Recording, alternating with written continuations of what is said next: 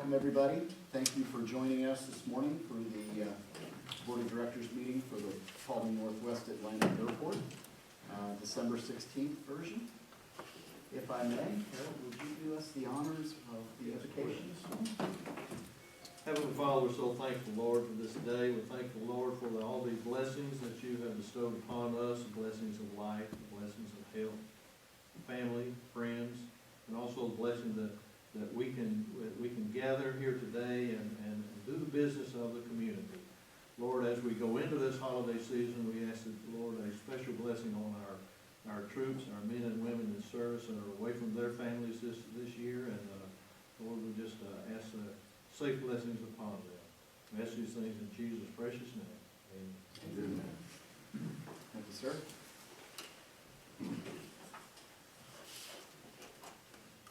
All right, I trust that everybody has received the meeting minutes from November 18th and December 1st meeting. Are there any questions? If there's not, I'll seek a motion. So moved. Second. Second? Second. All right. All in favor? Aye. Any opposed? All right, motion carries. The approval of the minutes. Next on our agenda this morning is the approval of the financial statements. This should have been mailed in advance to you as well. If we do not have any questions, I'll entertain a motion. So moved. Do we have a second? Second. Okay. All in favor? Aye. Any opposed? All right, approval of the financial statements is passed. Next up, we'll move on to the airport director's report. Jerry, would you so brief us?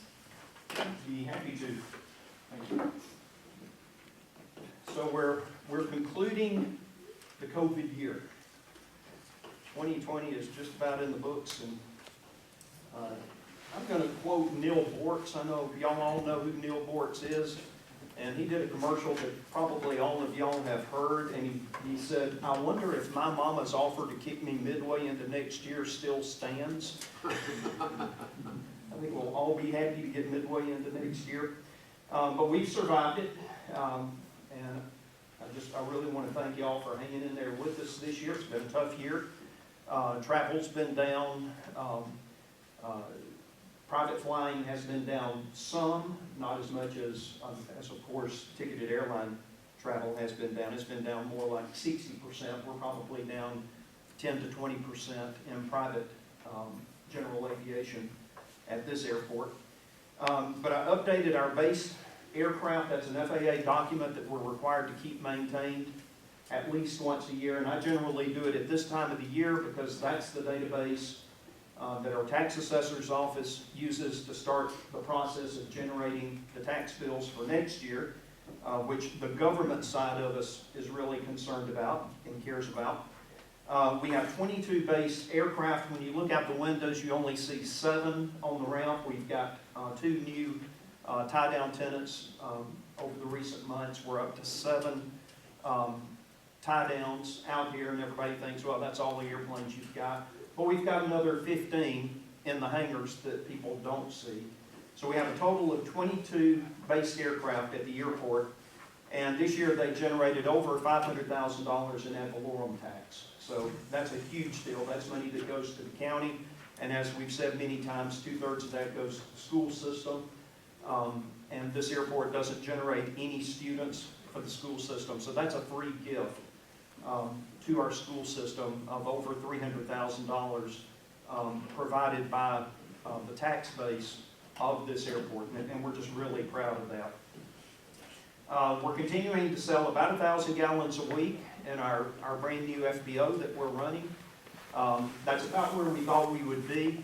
We're now entering into the winter months. You look out the window, and what you see today is there's not going to be probably any gas sales. You might get 1 or 2 IFR flights in today, but for all practical purposes, we'll have no gas sales today. Where's Jared? Jared, thank you. You bought 15 gallons yesterday. That was our fuel sales for yesterday, and I'm very appreciative of that. Our better gas customers here. But as we enter into the spring, and as COVID becomes a fading distance in the rearview mirror, we expect those numbers to go back towards the 100,000 gallon a year mark. The instrument landing system is back certified, back in operation. Thank you again to the Board of Commissioners for funding that for us. Wound up being about right at $16,000. Look out the window again. Today is a day when you have to have an instrument landing system or an instrument rated GPS, which most of these smaller aircraft out here can't afford the GPS systems. A lot of them can't. But almost everybody has the instrument landing system. And so that becomes a very important safety feature. And as I've said before, it's a competitive issue to keep us at the forefront of local airports in the Atlanta market, and we need that. Yeah, here. Just question on the ILS. Yeah.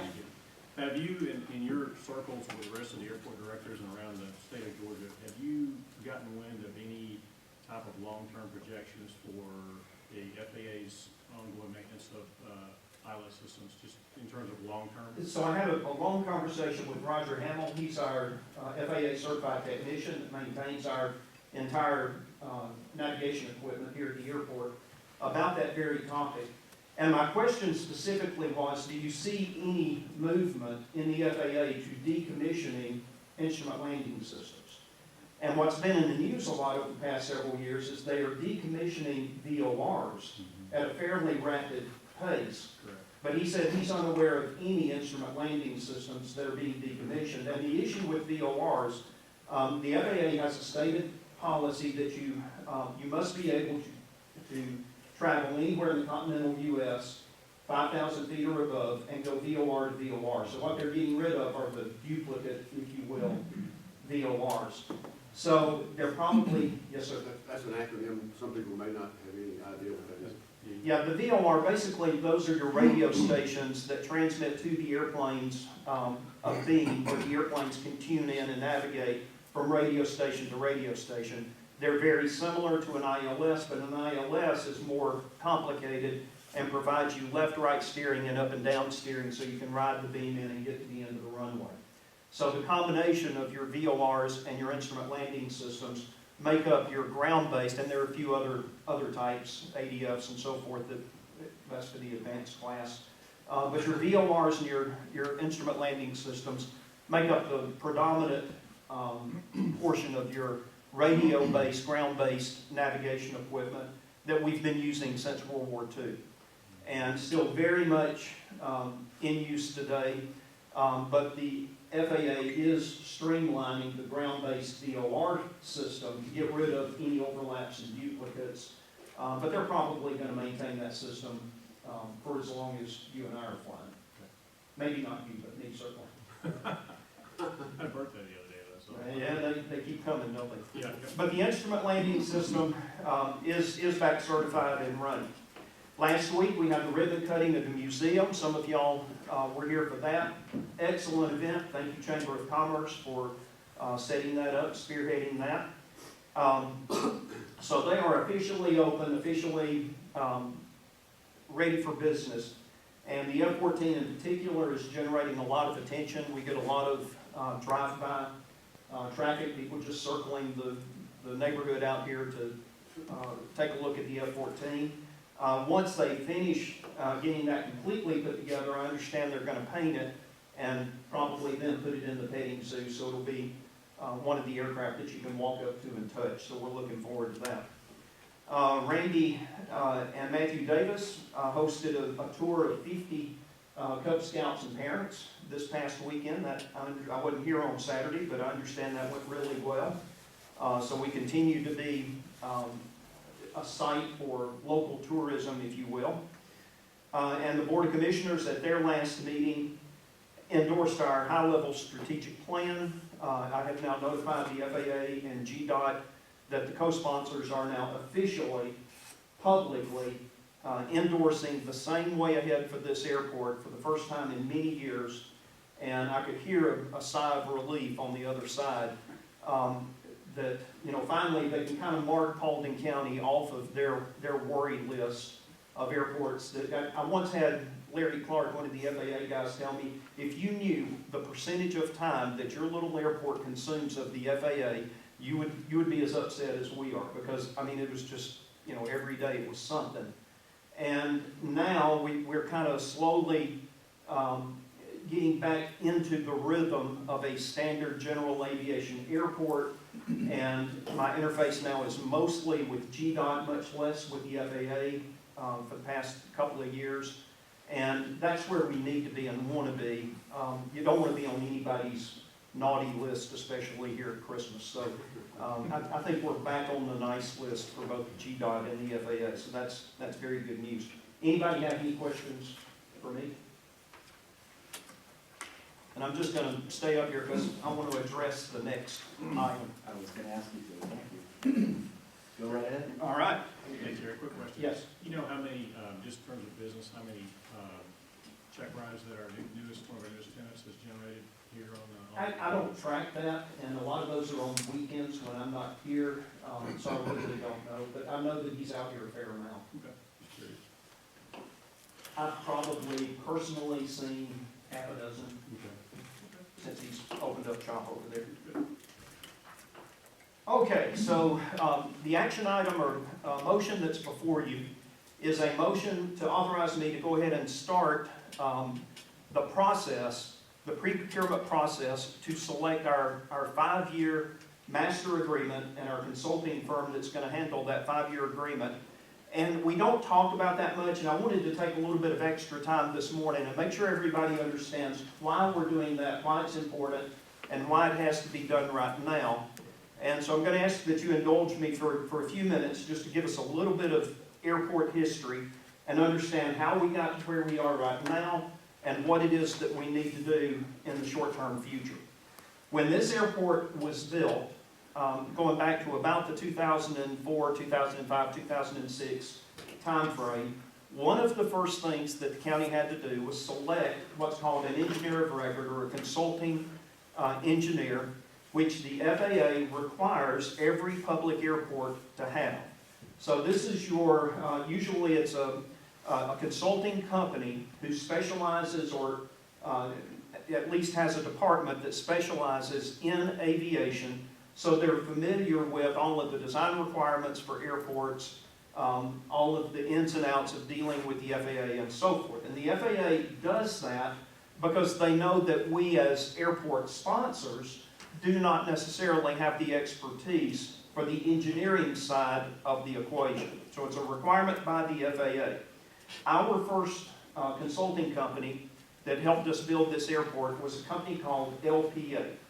LPA was a very well-respected engineering firm who was later bought out by Michael Baker, a company that many of y'all have heard of. There were 2 engineers there, Ken Holt and Paul Holt, who worked at LPA, who then spun off and created Holt Engineering. A lot of people want to put them together as brothers or cousins or whatever. It's a coincidence that they're both Holt, but Ken and Paul formed Holt Engineering, and in 2016, Holt Engineering won our 5-year contract for our master agreement. And they did that primarily based on the past experience of the team that they were able to assemble to put in the bid for our program at that time. That team includes, in addition to Holt, CRA, which is Carlton Rakestraw, who is also the county surveyor, but he's on their team as our airport surveyor. Edison Engineering, that many of y'all are familiar with. They probably know more about where the bodies and the sewer pipes are buried in this county than anybody else.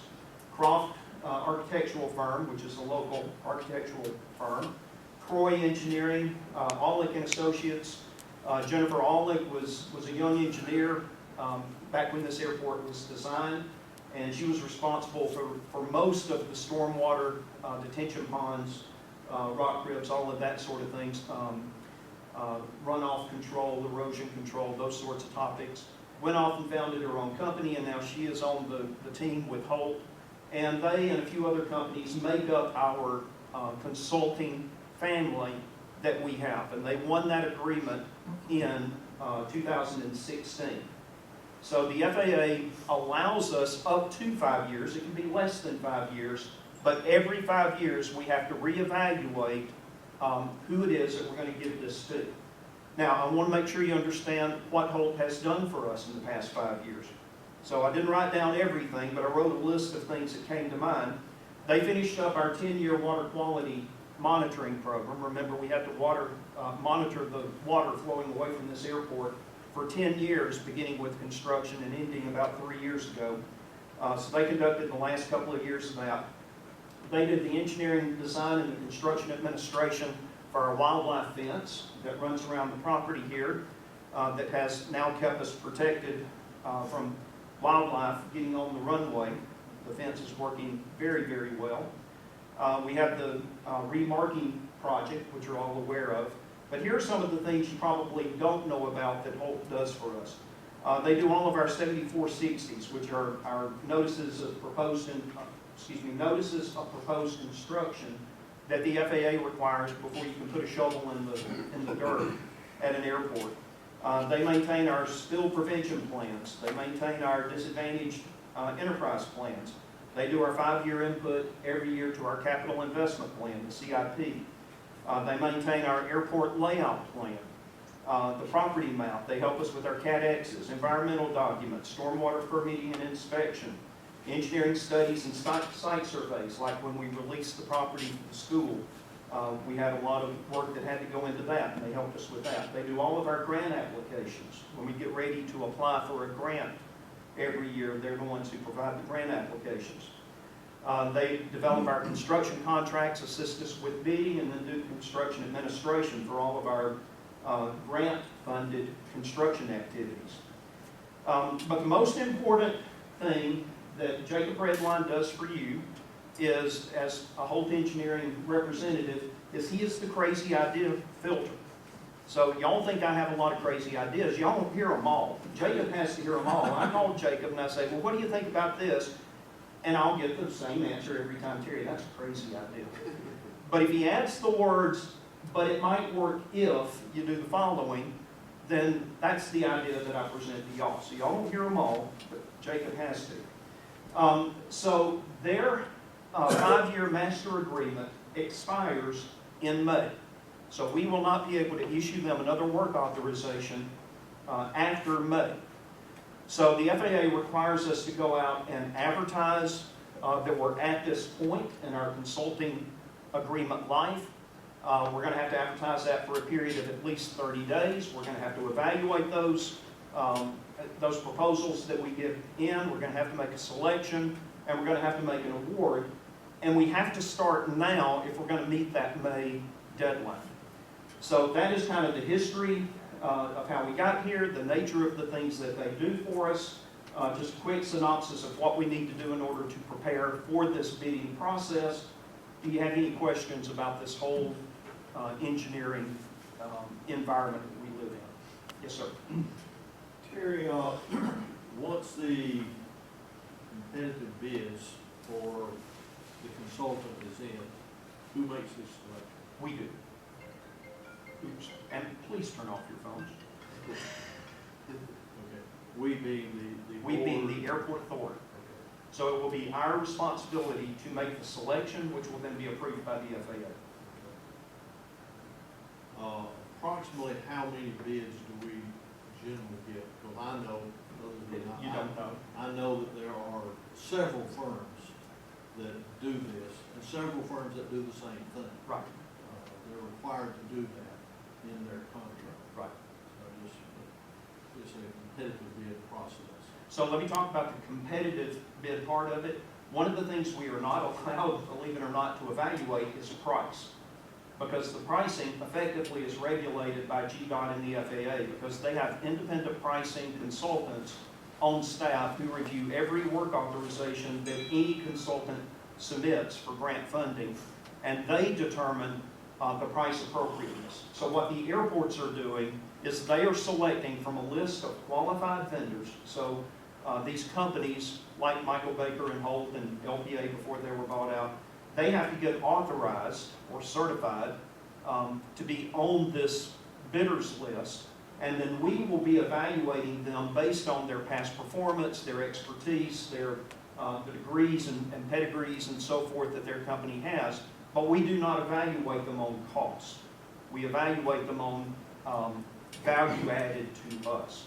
Because But you gotta- most of their expenses are being paid for by the government, who has pre-certified and will pre-approve any of the funding that they get from the federal government. We get no say in that? We do not evaluate the cost. That's exactly right. Seems a bit counterintuitive. It does, but that's the nature of this Well, type of. Does anybody have any idea why it's set up that way? Yeah, because they don't want us to necessarily pick the low bidder. They want us to pick the best company who has the best credentials for our airport.